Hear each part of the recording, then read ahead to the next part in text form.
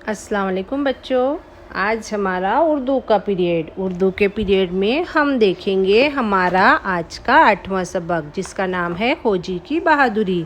तो निकालो 8वां किताबें, सबक खोजी सफ़ा की नंबर। बहादुरी, जिसे लिखा है रतननाथ सरशार ने। पहली बात में, आपने डींगे मारने वाले बहुत से लोग देखे होंगे। इनमें कुछ आपके दोस्त होंगे जिनके साथ कभी आपने भी बड़ी बड़ी बातें की होंगी। डींगे मारना, शेखी बगारना समाज के कुछ लोगों का आम रवैया होता है। हमारी ज़बान के अदब में ऐसे कई किरदार हैं जो जिस्मानी तौर पर कमज़ोर लेकिन बढ़ चढ़ बातें करने में बहुत ताकतवर है। अपनी बहादुरी के झूठे किस्से सुनाने में इन्हें लुत्फ़ आता है। खोजी एक ऐसा ही किरदार है। ये अपने दोस्त मियाँ आज़ाद के साथ दुनिया की सैर के लिए निकलता है और अपने वो कारनामे बयान करता है जो इसने कभी किए ही नहीं। ज़ैल का सबक उर्दू के मशहूर नावल फसाने आज़ाद से लिया गया है। जान पहचान। पंडित रतननाथ सरशार जून 1846 में लखनऊ में पैदा हुए। इनका ताल्लुक़ एक मुअज़्ज़िज़ कश्मीरी ख़ानदान से था। इन्होंने अरबी और फ़ारसी की तालीम हासिल की थी। पहले वो दर्स तदरीस से जुड़े रहे, फिर सहाफ़त के नाम कमाया। सरशार अखबार औध पंज के मुस्तकिल लिखने वाले थे। इनके कई नावल इस अखबार में किस्तवार शाये हुए। सैर कोहसार, जाम सरशार, कामनी और पी कहाँ इनके अहम नावल है। 1890 में वो हैदराबाद चले गए। वहाँ उन्होंने निज़ाम के अखबार दबदबे असफिया की अदारत की। 27 जनवरी सन 1902 को हैदराबाद में इनका इंतकाल हुआ। मियाँ खोजी और आज़ाद को लखनऊ आए काफ़ी दिन हो चुके थे। सराय में क़याम था। एक रात अजीब वाक़या पेश आया। खोजी दिन भर के थके हारे पलंग पर दराज हुए तो ज़रा देर में इनकी आंख लग गई। आप जानिए कि सराय के खाट खटमलों का बसेरा। पिछले पहर ही खटमलों ने मियाँ खोजी को भंबोरना शुरू कर दिया। बदन भर का खून जोंक की तरह पी लिया। एक तरफ थकन, दूसरी तरफ नींद का गलबा और इस पर खटमलों की यूरिश। मियाँ खोजी झिल्ला उठे, चराग रोशन किया, देखा तो सैकड़ों की तादाद में खटमल बिस्तर पर रेंग रहे हैं। मियाँ खोजी का पारा चढ़ गया और लगे गुस्से में चीखने चिल्लाने, अरे ना मेरी करोली, अभी इन खटमलों को मौत के घाट उतारता हूँ। इतनी करोलियाँ भूकूंगा कि छट्टी का दूध याद आ जाएगा।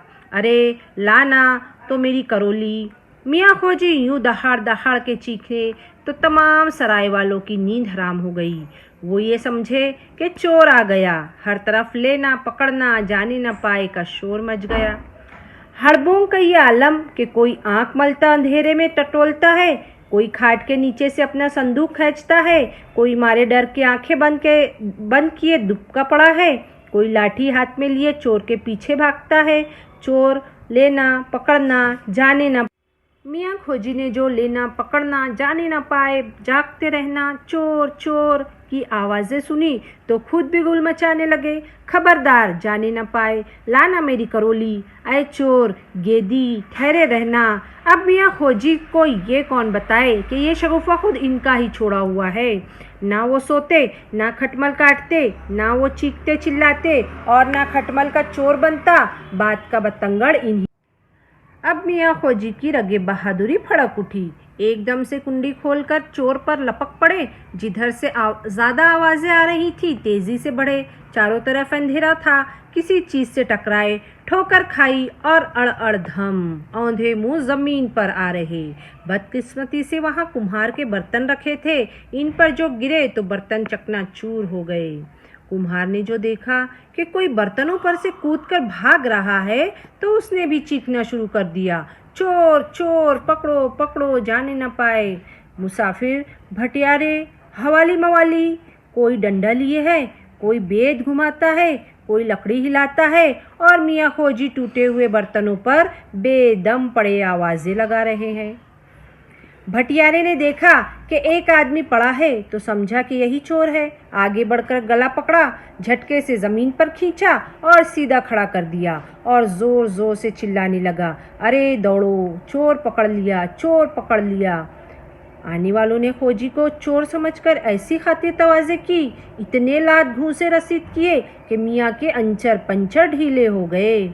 जब लोग मार मार कर थक गए तो मुसाफिरों में से किसी ने कहा, अरे ठहरो ठहरो, ये तो वही खोजी है जो 5-7 रोज से इस सराय में डेरा जमाए हुए है। फौरन चराग जलाया गया। लोगों ने देखा तो पहचाना कि ये तो वही 13वीं सदी का बालिश्तिया खोजी है। सब ने एक जबान होकर कुम्हार से कहा, छोड़ दे, चोर नहीं है, खोजी है। अल्लाह अल्लाह करके मियाँ खोजी की जान बची।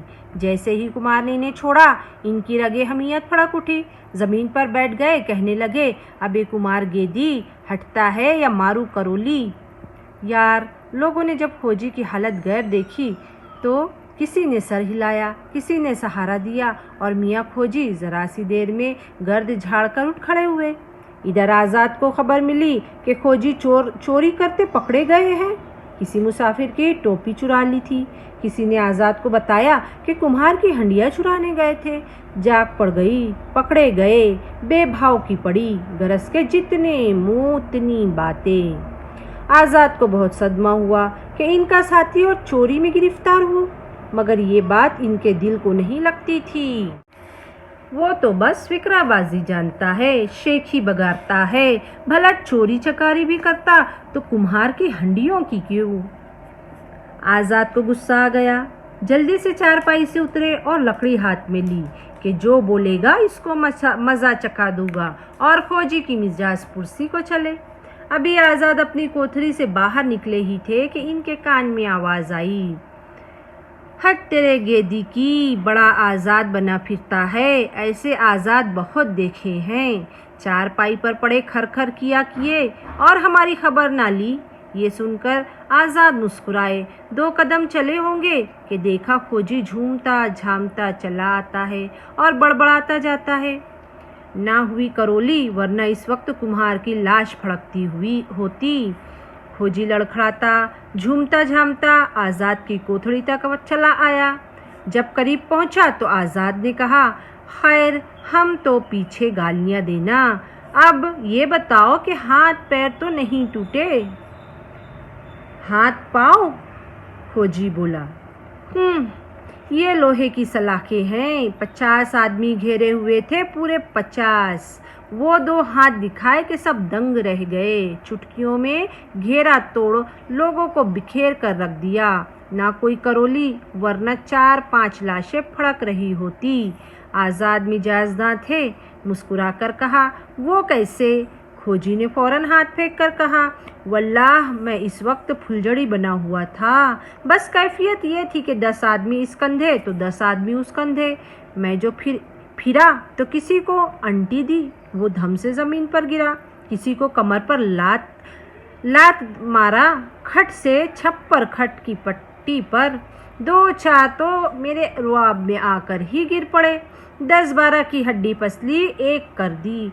जो मेरे सामने आया उसे नीचा दिखाया, और वो कुम्हार गेदी तो सारी उम्र याद रखेगा किससे वास्ता पड़ा था। आज़ाद ने बहुत गौर से ये सब कुछ सुना और कहा, दुरुस्त फरमाया, आपसे यही तवक्के थी, बहादुर ऐसा ही करते हैं। मानी वो इशारात में। करोली यानी शिकारी का चाकू, एक ख़ास तरह का चाकू जो मुड़ा हुआ होता है। हड़बोंग, उधमबाजी, शोरगुल। गेदी यानी अहमक। हवाली मवाली यानी खुशामदी, साथ रहने वाले। खातिर तवाज़े, खिलाना पिलाना, यहाँ बतौर तंज पटाई मुराद है। हमियत यानी गैरत।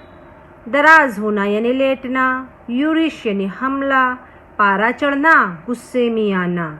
शगुफा छोड़ना, मुराद खराबी पैदा करने वाली कोई बात कहना। अंचर पंचर ढीले होना, निढाल हो जाना। बालिश्तिया, बौना, छोटे कद का। रगे हमियत फड़कना, गैरत का जोश में आना। फिक्रेबाजी, गपबाजी, जाग पड़ जाना, बहुत से लोगों का एक साथ जाग उठना। मिजाज को समझने वाला। हाथ फेंकना, लड़ाई के लिए हाथ चलाना। अंटी देना, गर्दन पकड़कर पटकना। तवक्के यानी अब तुम्हें सबक अच्छे से बगौर पढ़ने के बाद एक जुमले में जवाब लिखने की कोशिश करना है। सबक से ढूंढकर सवालों के जवाब लिखना है और अगर जमा तो मुख्तसर जवाब लिखने की भी कोशिश करो और मुझको व्हाट्सएप पर सेंड करो।